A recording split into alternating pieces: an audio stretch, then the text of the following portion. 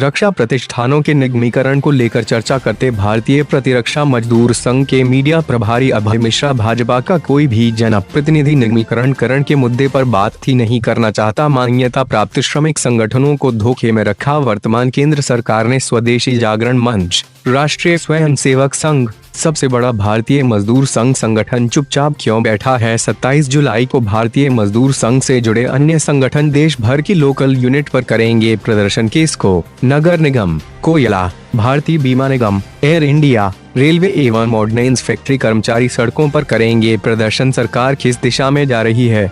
उद्योगपतियों को फायदा पहुंचाना चाहती है केंद्र सरकार। BSNL की तरह बर्बाद हो जाएंगे देश के ऐतिहासिक संस्थान। निगमीकरण के मुद्दे पर देखते हैं श्री प्राइम न्यूज से सूर्यभान सिंह की रिपोर्ट, कानपुर।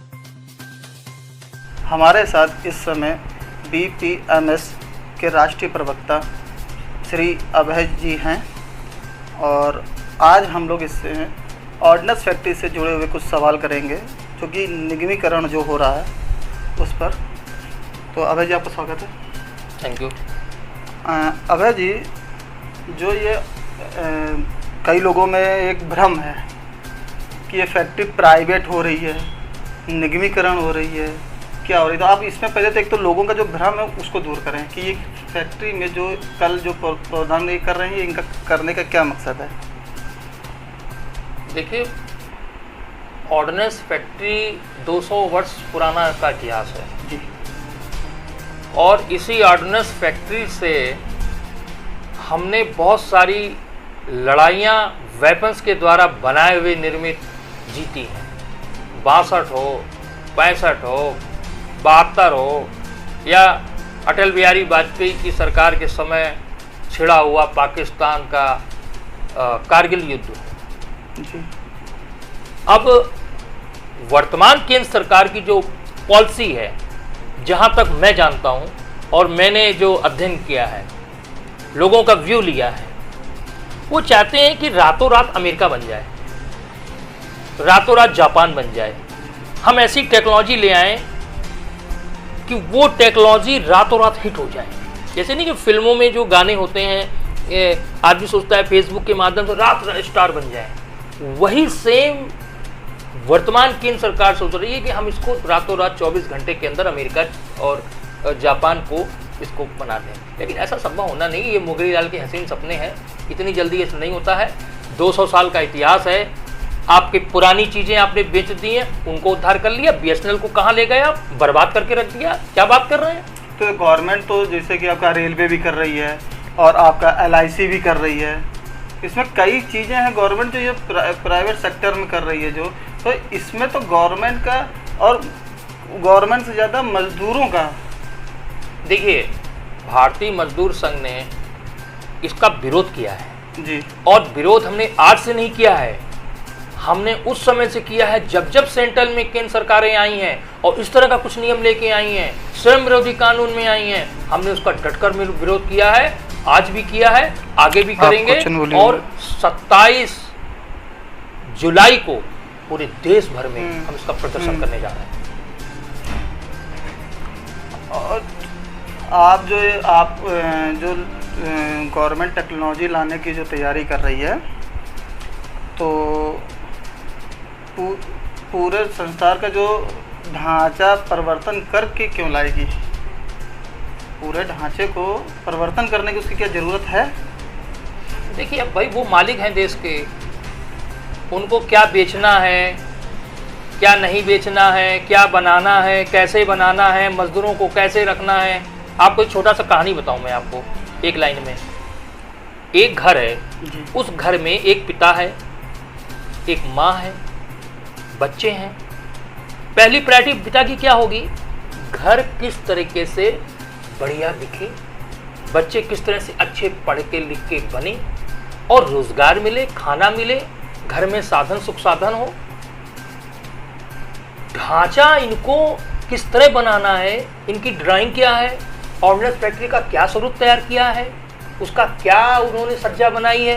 ये भाई वही जो नकारे टाइप के अधिकारी बैठे हुए हैं बोर्ड या मंत्रालय में, ये उनकी उपज हो सकती है। सलाहकार कुछ हैं जो बैठे बैठे वो उनको चाबी की तरह भरते रहते हैं गवर्नमेंट को कि सर ऐसा कर दीजिए वैसा कर दीजिए।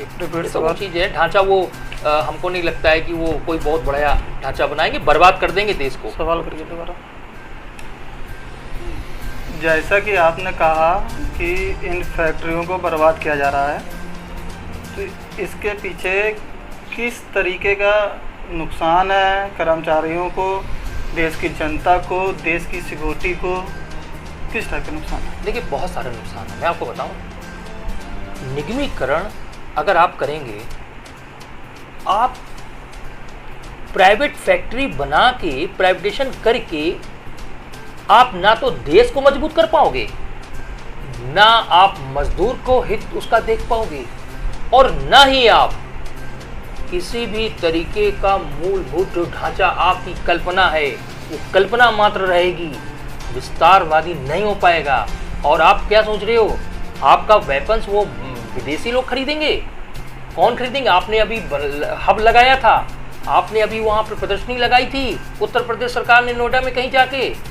ये जितने भी बड़ी बड़ी कंपनियों के वहाँ पे लगे थे, देशों के लगे थे वेपन्स, हथियार, कौन खरीदेगा आपसे? जापान आपसे खरीदेगा आपका वेपन्स? अमेरिका खरीदेगा? चाइना खरीदेगा? छोटे देश खरीदेंगे, बर्मा है, भूटान है, बांग्लादेश है, ये सब भले खरीदेंगे, नेपाल है, बाकी कोई नहीं आपकी खरीदेगा कि अमेरिका आपकी वेपन्स खरीदेगा। हाँ, ऑर्डिनेंस फैक्ट्री में अगर कोई कमी है, अच्छा, सुधार की जरूरत है, जो ये सुधार करिए। सरकार निम्नीकरण करा के उत्तर प्रदेश में डिफेंस कॉरिडोर बनाना चाहती है, क्या उससे रोजगार बढ़ेगा? नहीं, उससे कुछ रोजगार नहीं बढ़ेगा। स्थिति ज्यों की त्यों वैसे ही रहेगी, आप भी देखेंगे, हम भी देखेंगे। आने वाले दिनों में परिणाम बहुत गंभीर होने वाले हैं। मैं क्लियर कर दूं, आप सोच रहे हो आपने बीएसएनएल को बिल्कुल चौपट कर दिया। आपके प्रमोद महाजन उस समय देश के जो है टेलीकॉम मंत्री थे, यूनिनार को दिया, वोडाफोन को दिया, आइडिया को दिया, एसआरआर को दिया, ऊषा को दिया। कोई कंपनियां या तो बंद हो गई, प्राइवेट कंपनियां, या मर्ज हो गई। बीएसएनएल तो बर्बाद कर दिया ना। एक एक करके बीएसएनएल हुआ, कोयला हुआ, एलआईसी हुआ, एयर इंडिया हुआ। अरे आदमी उबारता है, जहां कोई कमियां हैं उन कमियों को दूर किया जाता है, उसको बेचा नहीं जाता है। जहां हमारे पिताजी या हमारे बाबा कोई ढांचा, एक मकान बनवा गए हैं ना, उसको रिपेयरिंग की जरूरत है, उसको बेचने की जरूरत नहीं है। आप स्क्रैप करना चाहते हो। अच्छा, जैसे कि कांग्रेस के टाइम पे भी ये प्रोसीजर आया था निजीकरण का, क्या ये भाजपा भी उसी बिल्कुल बिल्कुल बिल्कुल बिल्कुल बिल्कुल दोहराने के? 84 में प्रधानमंत्री तत्कालीन राजीव गांधी जी ने, देश के जो प्रधानमंत्री थे, उन्होंने 14 से 15 ऑर्डिनेंस फैक्ट्रियों के बारे में बोला था। उन्होंने भर्तियां बंद कर दी थी, 15 साल तक भर्तियां नहीं हुई। ये सब क्या था? कांग्रेस ने। अच्छा ये बताइए, अभी थोड़े दिन पहले कांग्रेस ने पूरे देश भर में पेट्रोल के दाम बढ़ गए तो पूरा प्रदर्शन कर डाला। ये मुद्दा उनको दिख गया। दोहरा चरित्र मैं बता रहा हूं आपको, कांग्रेस का और बीजेपी का। दूसरा, ऑर्डिनेंस फैक्ट्री निगमीकरण हो रही। एक सांसद आप बता दीजिए कि वो गया हो, एक विरोध किया हो, सड़क पे उतरा हो, फैक्ट्रियों के कर्मचारियों से मिला हो। ना समाजवादी पार्टी, ना बीएसपी, ना कांग्रेस, ना आगे दूसरे जो संगठन के लोग हैं, जो राजनीतिक दल हैं। एक आप हमको एमपी बता दीजिए जो मेमोरेंडम लेके गया हो। पार्लियामेंट के अंदर यही कांग्रेस ने एफडीआई लाई, वही एफडीआई को अटल बिहारी वाजपेयी ने इंप्लीमेंट किया, और आज 26%, 49%, और मोदी जी की कृपा से इस बार साल 74%। आप क्या सोच रही हो? प्राइवेट कंपनी आके आपका ये काम करेगी, ये बेच देगी। इनकी नज़र जमीनों में है, इनकी नज़र फैक्ट्री में नहीं है। ये दूसरा धंधा लगा लेंगे और कर्मचारियों को सड़क से किनारे करके बैठा देंगे भीख मांगने के लिए, लेकिन उनको कभी कोई माफ़ नहीं करेगा। पेट में लात मजदूरों की पड़ेगी। मेरा नारा है भारतीय मजदूर संघ का, उद्योग हित, देश हित, राष्ट्र हित। अरे जब देश बनाओगे, मजदूर किसान की बात करोगे, तभी कुछ होगा। जैसे कि आपका जो संघ है वो आरएसएस के साथ चलता है, और आरएसएस ने आरएसएस संबंधित है और आरएसएस ने पिछले चुनाव में भाजपा के लिए ओपनली वोट भी मांगे थे। क्या आने वाले चुनाव में आप या आरएसएस, आपका सम्मिलित संगठन है, क्या आप लोग इसका विरोध करेंगे कि आप उनके साथ जाएंगे? नहीं, देखिए चुनाव में विरोध, देखिए भारतीय मजदूर संघ आरएसएस का श्रमिक संगठन है और आरएसएस चुनाव के दौरान भारतीय मजदूर संघ को एक सोच विचारधारा के आधार पर, परिवार के आधार पर, राष्ट्र के निर्माण के आधार पर उसको सपोर्ट करता है। भारतीय मजदूर संघ या आरएसएस कोई अलग नहीं है, एक ही है। हम विचार की लड़ाई में हैं, लेकिन हाँ, अगर आप हमारी श्रम विरोधी नीतियों के लिए विरोध में आओगे तो भारतीय मजदूर संघ ने बीजेपी का भी विरोध किया, कांग्रेस का भी विरोध किया, या संयुक्त मोर्चा सरकार रही तब भी विरोध किया। हम चुनाव के दौरान की परिस्थितियां क्या होंगी, क्या नहीं होंगी, लेकिन ये तो उस समय का वक्त बताएगा। लेकिन हाँ, भारतीय मजदूर संघ का कार्यकर्ता अगले चुनाव में वो बीजेपी के साथ जाएगा कि नहीं जाएगा, तो उसका स्वतंत्र अधिकार है। उसको वोट देना, किसको सपोर्ट देना, नहीं देना, ये उसकी अपनी स्वतंत्र है, कोई बाध्य नहीं है। जैसे कि निजीकरण हो रहा है, इसमें मजदूर की रोटी का भी सवाल है, कई मुद्दे हैं, तो इसको आपके आगे क्या प्रक्रिया, आप आगे क्या इसमें योजना लेके चलना है, या आप अपनी बात को कैसे रखेंगे? देखिए, कर्मचारी एकजुट है, सवाल रिपीट। संयुक्त संघर्ष समिति बनी हुई है, जिसके लिए हमारे जो शीर्ष नेतृत्व है वो बराबर संपर्क में है। वो शीर्ष नेतृत्व बराबर सरकार पर भी नज़र रखे हुए हैं। अभी कल एक टेंडर उन्होंने डाला है, ओपन टेंडर प्रक्रिया शुरू की है।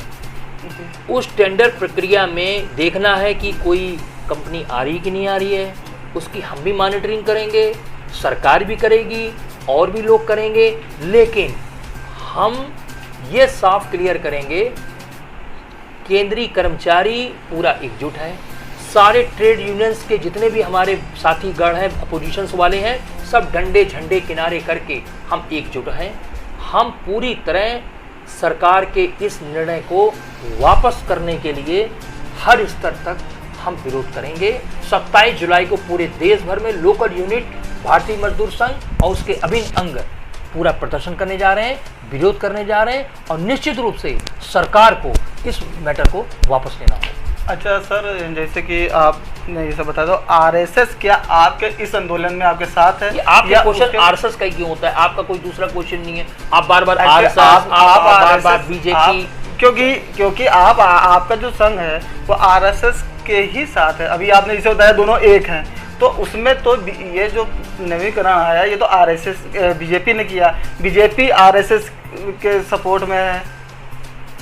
अरे भाई, मैं क्या कह रहा हूँ आपसे, आरएसएस हो, भारतीय मजदूर संघ हो, दुर्गा वाहिनी हो, विश्व हिंदू परिषद, ये सब बीजेपी के यानी आरएसएस के इस आपस के एक दोस्त हैं, परिवार के सदस्य हैं। लेकिन जरूरी नहीं कि 5 लोग हम लोग परिवार में रहते हैं, सबके नेचर, सबके व्यवहार एक जैसे मिल सकते हैं। किन्हीं किन्हीं मुद्दों पे वो सब विभूतियाँ हो सकती हैं, लेकिन जब कोई कार्यक्रम होते हैं सब लोग एक साथ में बैठेंगे ना। आपकी बात बिल्कुल सर सही है, ये परिवार आपके कहने पे मैंने मान लिया, लेकिन अब परिवार में अगर किसी को प्रॉब्लम है, अगर छोटे भाई को प्रॉब्लम है तो बड़ा भाई उसके लिए खड़ा तो होता है ना। बिल्कुल खड़ा होता है। तो इसी तरीके जब आप, क्या आरएसएस आपके साथ सरकार से बात नहीं कर सकती आपके थ्रू? क्या भाई ये जो फैसला है ये तो गवर्नमेंट का फैसला है। उचित फोरम में जी, और उचित समय पर, या मीडिया में बात करने से मैं बता नहीं सकता, लेकिन मैं आपको बताऊं, मैंने थोड़ी देर पहले भी बोला था, हमारी प्लानिंग पूरी तरह से है।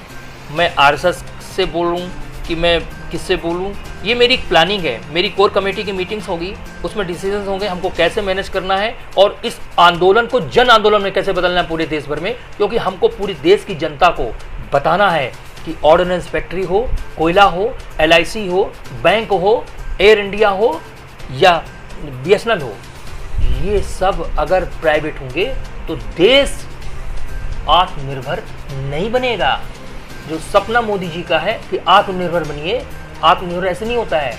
आप सिस्टम को ठीक करिए, सिस्टम को खत्म मत करिए। सिस्टम अगर खराब है तो सिस्टम को ठीक करिए। किसी के शरीर में रोग लग गया है तो उसका पैर नहीं काटा जाता है, पैर का इलाज किया जाता है, मलहम लगाया। एक सवाल सर आजकल जनता के बीच में ज़्यादा आता है कि सरकारी आदमी है, उसकी सरकारी वर्कर की पेमेंट ज़्यादा होती है, तो आप जनता को ये चीज़ कैसे समझाएंगे कि निजीकरण और गवर्नमेंट में क्या अंतर है, क्या प्रॉब्लम आ रही है, ये क्यों कर रहे हैं, तो आप उस चीज़ को क्या कैसे अच्छा ये बताइए, ये जो पेमेंट बताया जा रहा है कि हमारी पेमेंट ज़्यादा है, तो पे कमीशन किसने बैठाला था?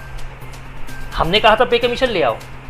आपने जो सुविधाएं दी हैं हमको शुरू से 95 में दिया, इससे पहले 94 में दिया, 10-10 साल के अंतराल में आपने पे कमीशन बनाया, तो ये तो आपकी योजनाएं थीं, आपकी नीतियां थीं, तो उसमें कर्मचारी कहाँ दोषी है?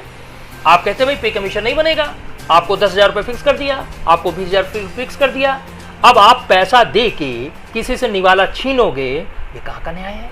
आप 70,000 रुपये आप कह रहे हो कि 70,000 रुपये हम आपको दे रहे हैं, हम 10,000 रुपये में ले लेंगे लड़के।